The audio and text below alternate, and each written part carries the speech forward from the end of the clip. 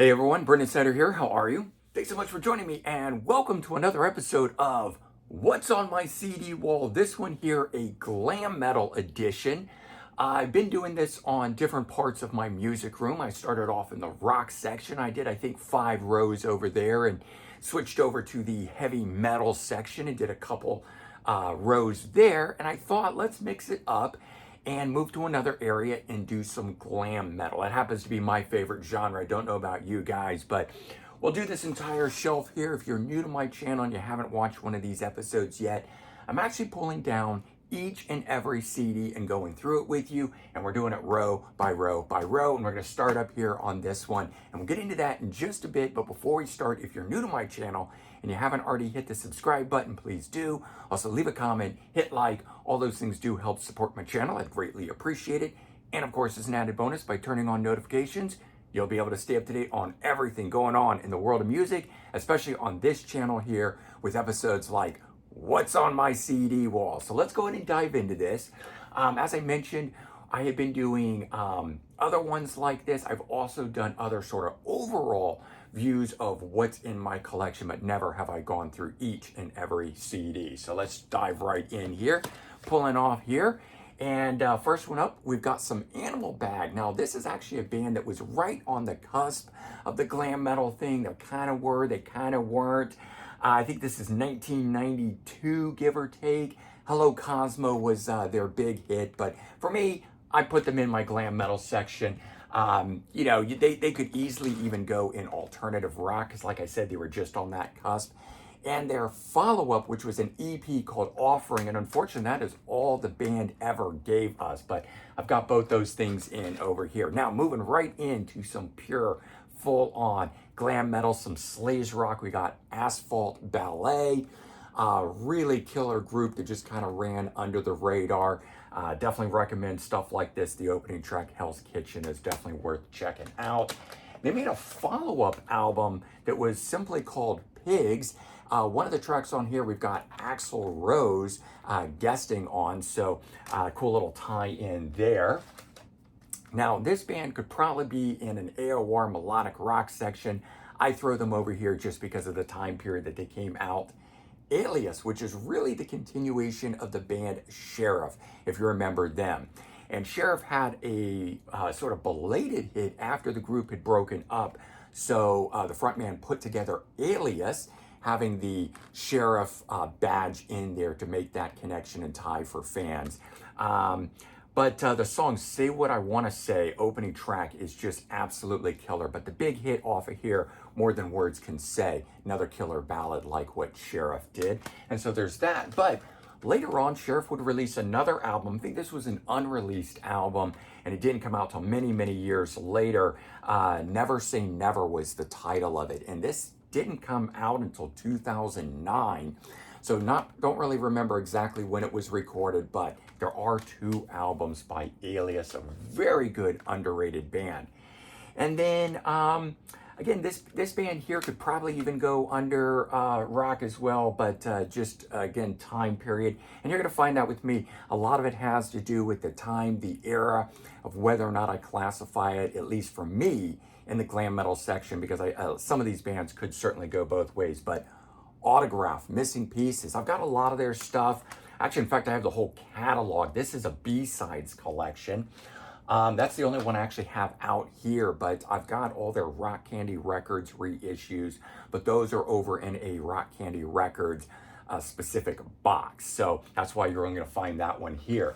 All right, we're gonna move into the almighty Ricky Warwick, his band. Of course, he would go on to front Thin Lizzy and then Black Star Riders, a lot of solo stuff that he does as well.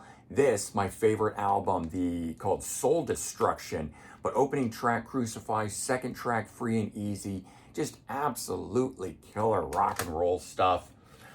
All right, they had a cool double album called what is it called? Just Add Life. I thought it was Just Add Water for a minute. This was one of their albums. And then they continued on through the 90s. I think this was just self-titled release because I don't see a title on it. but they never really had the success of following that debut.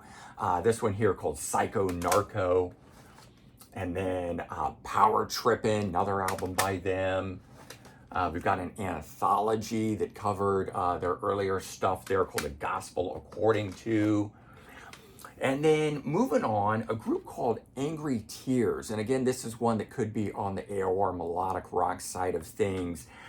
This is a Jack Ponte produced band, and I think he's, I'm trying to see if he's actually performing on this or not, but Jack Ponte produced so many glam metal bands that I throw him over here. Yeah, he's a lead guitar and keyboards. Joey Sinopoli is lead vocals and guitar, along with his brother Nicky Sinopoli on bass. So that's why I threw it over here, because of the connection and tie in that regard. But we'll hit on some of that stuff when we get into Baton Rouge that Jack Ponte would co-write and produce. And I'll make a reference to that when we get over to that.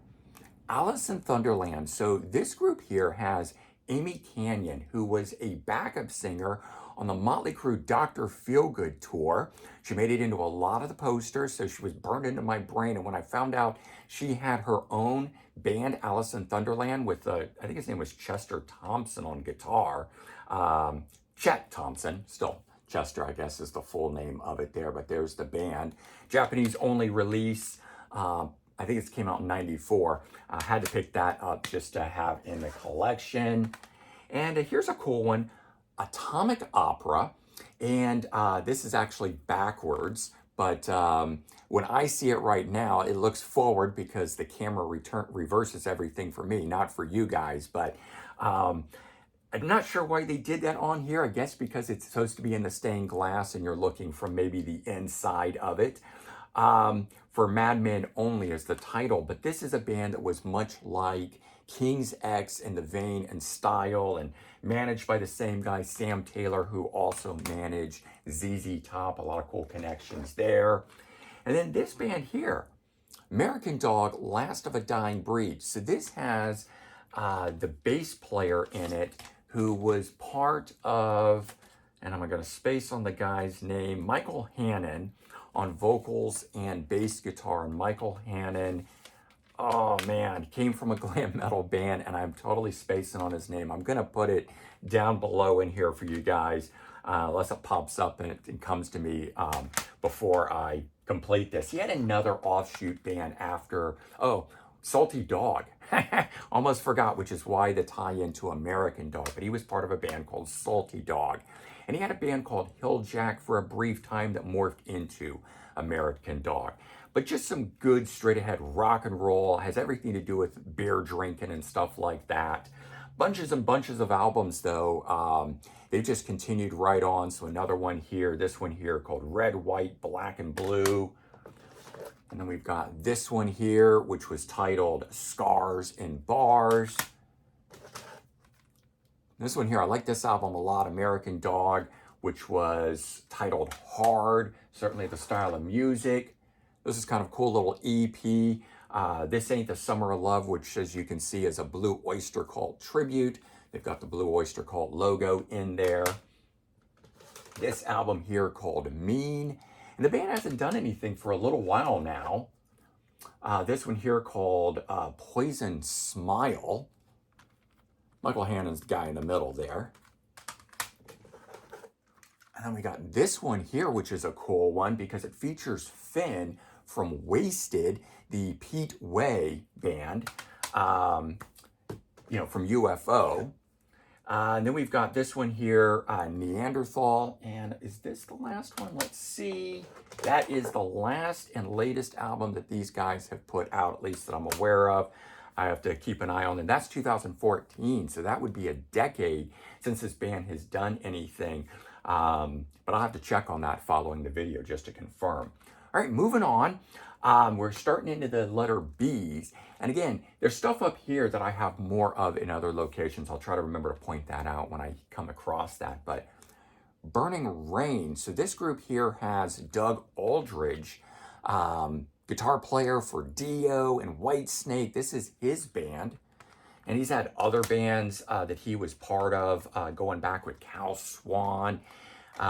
into the late 80s and early 90s. Did a band called Bad Moon Rising that was really good with Cal Swan as well. Here's another one from Burning Swan, second album, Pleasure to Burn. And then their third and current, actually I think they've got 4 albums here. This is Face the Music. And we've got this one here, which is called Epic Obsession. I think this is the latest one here, although they could have another one because this is 2013. I can't remember if they put one out in the last few years or not.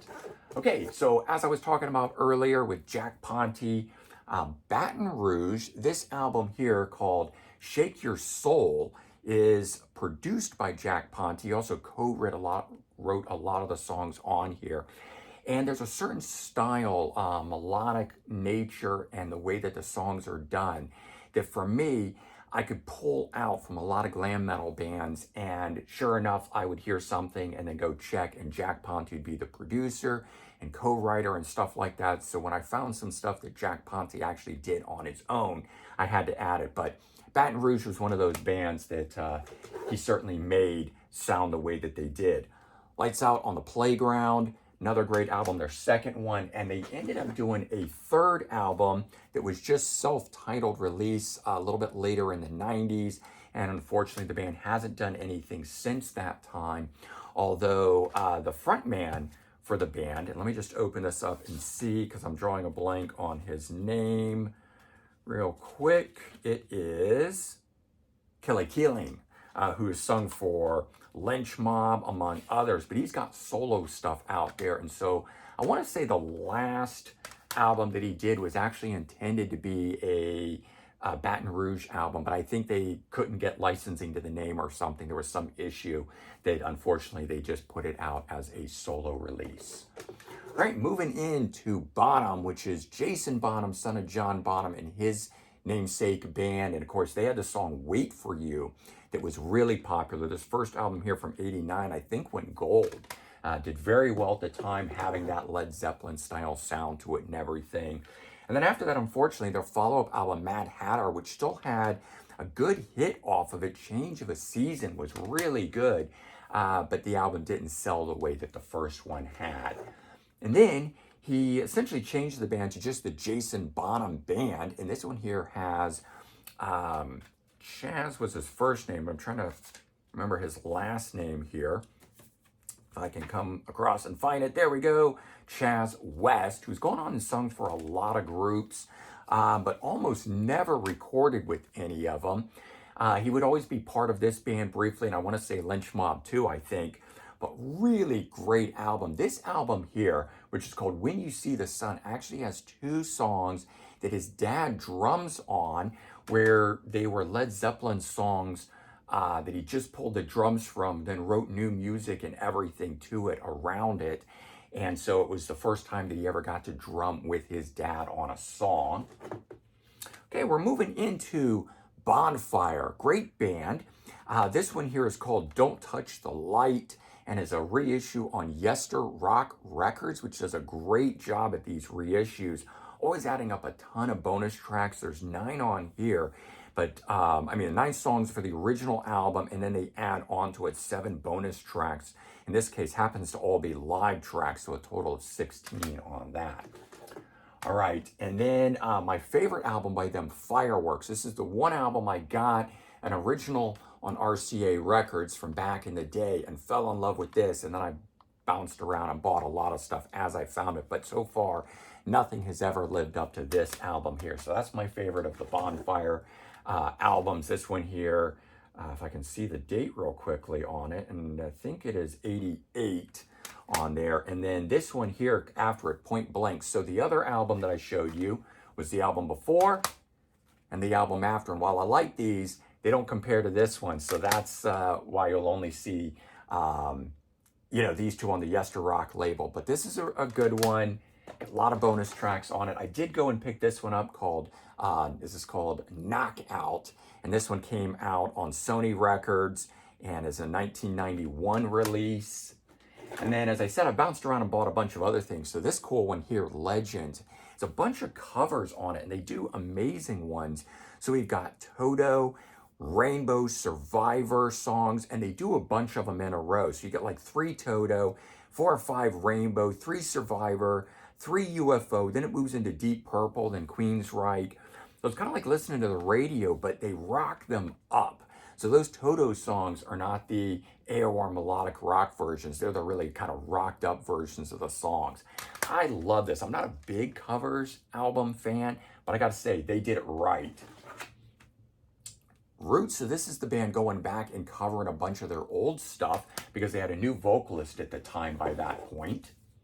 And then Fistful of Fire with that new vocalist. I think the band has changed vocalists again, so unfortunately they haven't held on to their vocalist for very long.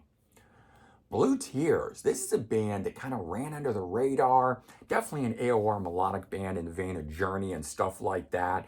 Mike Spears, Greg Fulkerson, I think it was kind of the big guy in here, Brian Hall, Charlie Lauderdale. All guys I think that had done the session route and stuff like that, and maybe had written songs for others and stuff. So they get a record deal and they do this album, but it comes out in 1990 or 91 even, and it just didn't catch on and ended up in the dollar bin. Man, I literally saw this in so many places for $1, still sealed in the long box, everything. I've even got, well, I thought I did, I must have replaced it. As I've been doing that, I had a cutout in it, right? We remember those from back in the day? Those always drove me nuts, so if I ever find really cheap versions, I replace them now. But they ended up making a couple more albums, the Innocent ones, but they just didn't have that level of production that that first album had.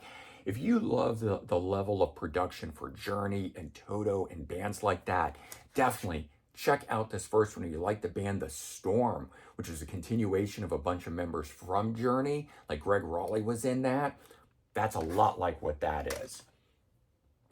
Okay, here's a band that's not really part of this scene, but they kind of looked it and have a little bit of that sound and probably really more part of the alternative rock or the goth metal scene, but Bonham and the Angel, and this release here called Days of Madness on the Virgin Records label, and it came out in 1990. But for me, at least, I've always popped it over here just for my correlation with it. But this here is even on a goth label. 1987 release, along with 1988. I think there's some bonus material that puts it at the 87 level. But 1988 Virgin Records for this one here called Live Free or Die. And these are really the two main albums that they had. I think they had one other thing or maybe a comp or something like that. But those have since been reissued. This is a reissue on the Cherry Red Records label, and you can see the goth thing that is there. But, you guys file how you file. I'm going to file how I file. All right, here's a sleaze rock band that definitely fits in over here, a group called Blondes. Took forever to get an official release of this myself. I had one back in the day, and unfortunately it skipped, and I eventually just got rid of it. But this one here was reissued on Demon Doll Records. So if you're looking for a copy too, you could head over to that record label and get it. This one here also on the Demon Doll Records, Blue Dahlia, which is a band that has Paul Shortino and Tracy G. So Paul Shortino from Rough Cut and Quiet Riot, and Tracy G from Dio's band doing a new thing. That was a cool one. That's a more modern day release. And then Bad Boys, which is another Paul Shortino project that was a Japanese only release, now adding 3 bonus tracks, having new album art with it, and all 3 of those Demon Doll Records. So if any of these sound interesting to you, Demon Doll Records is a cool record label that reissues a lot of stuff like this. In fact, they've got Rough Cut stuff over there as well if you're into that band. All right, I've got some other ones that, as you guys know, I will stick them on top when I don't have enough room. So I've got a bunch of Buck Cherry stuff here. I've got the debut and the follow-up album, which, they broke up after this one here and then returned with 15, and this is a promo copy of it. But they boom and they go huge on that, and then they've got a bunch of other stuff, and Warpaint, one of their later era albums, maybe number 9, in fact, I can't remember, because 10 I think was called 10.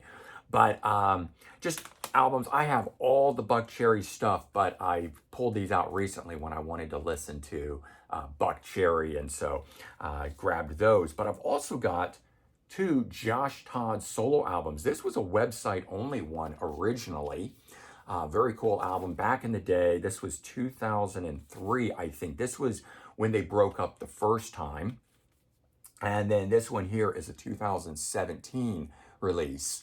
Josh Todd and the Conflict, Year of the Tiger, both very good. I mean, basically, if you like Buck Cherry, you got to get those two solo albums as well. Here's an interesting one. Bar 7.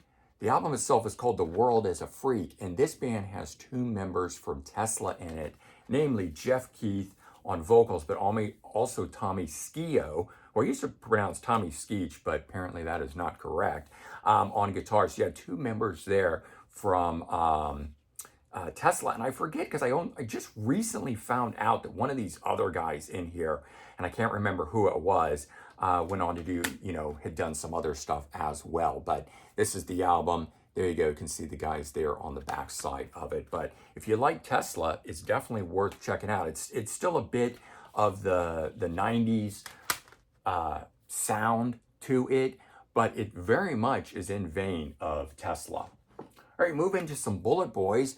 The first two albums from the band are over there on my Wall of Wonder, the 800 CD rack that I've talked about before. But this being their third album, Zaza, Warner Brothers Records. It was the last major label release that they did.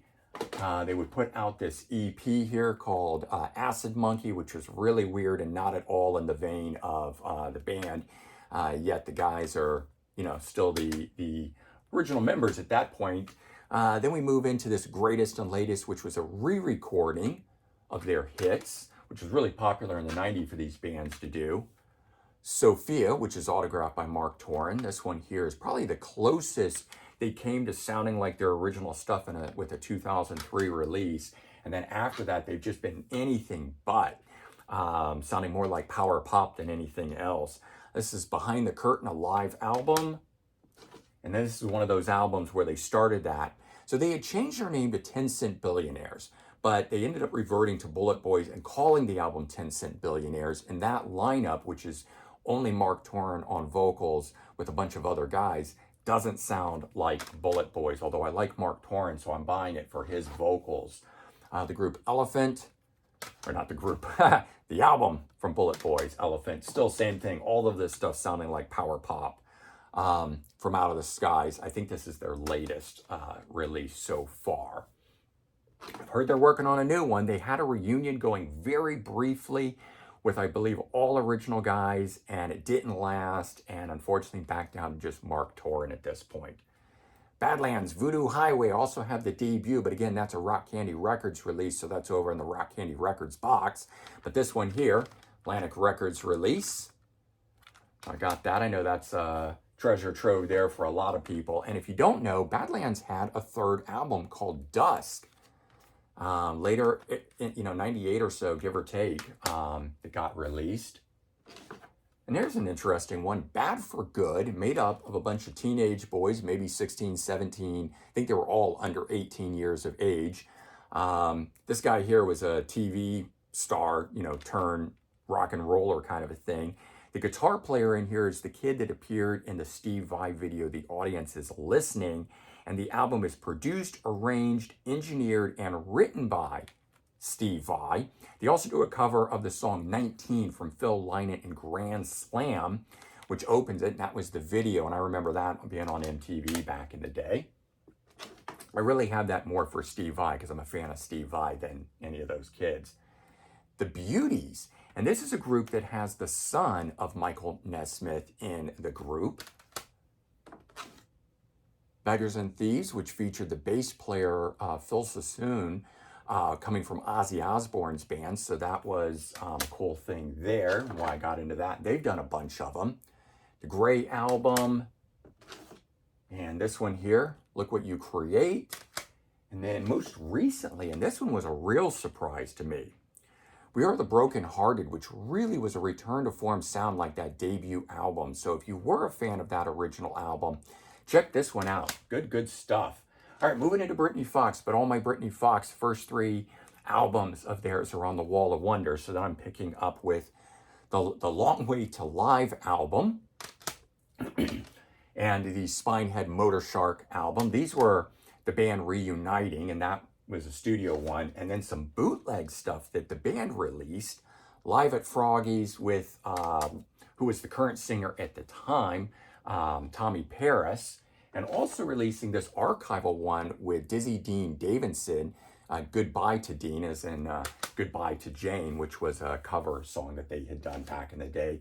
And my favorite thing they did, the Bite Down Hard demos with tons of unreleased material from those sessions. I always loved that album. It was the first album with Tommy Paris on it, and I was glad to get a hold of that. I've got some other demo releases from that era too, but those are in a different box at this point. I probably better dig them out and put them over here on the wall.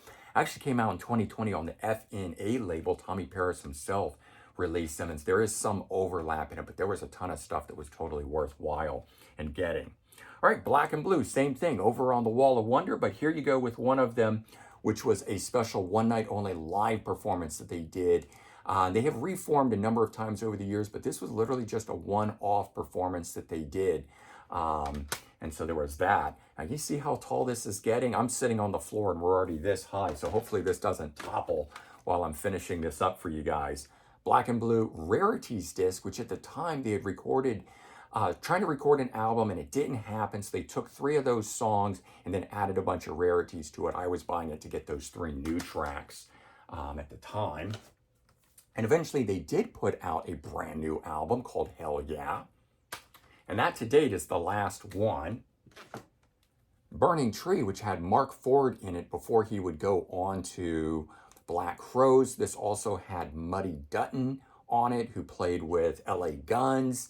So it's kind of cool. I love having all these glam metal bands where guys went off and did different things. All right, this is one of my favorite finds. Brides of Destruction. This here was a demos or a promotional disc that the band made up and sent out to record labels to get signed. So I got a hold of this because I had read that Nikki Sixx and Tracy Guns and others had formed this band. And then I found this at a used record store. They didn't know what they had. It was $1. And this is about a year before the album itself came out. And this is when John Corabi was still a member of the group. So he is listed. He plays on these here. His tracks were either removed later or he got 0 credit on the final release of it, which would be this here. But it is the same 9 songs. It's just, and it honestly sounds completely the same. So I don't even know if they re-recorded it all or not, or it's literally the same, but it was just cool to get that and know that I had something that the band had put together to get signed. Okay, and they did do a second album, but Nikki Sixx was out of the band by this point here, and it just was not as good to me as the first album had been. It is produced by Andy Johns, but I don't think it sounds like it. Produced with Tracy Guns and Andy Johns, and I'm sure Andy Johns was just a, namesake for that. All right, we got Bone Machine, and Bone Machine was a band that Ted Pulley of Danger Danger did after Danger Danger. Production's not so great on this stuff, definitely more like a demo quality. In the 90s, man, there was a lot of do-it-yourself type stuff where these guys continued on making material and stuff, but not always with the best recordings. We didn't have the digital recordings and stuff the way that we do today, and all the software that would allow bands to record so easily. So you kind of took what you got. But it was good stuff. I still like that album. Big House, one of the... Oh, did you see it? It almost went over. Okay, I got to hold my hand here on this. Oh, that would have been nuts. All right.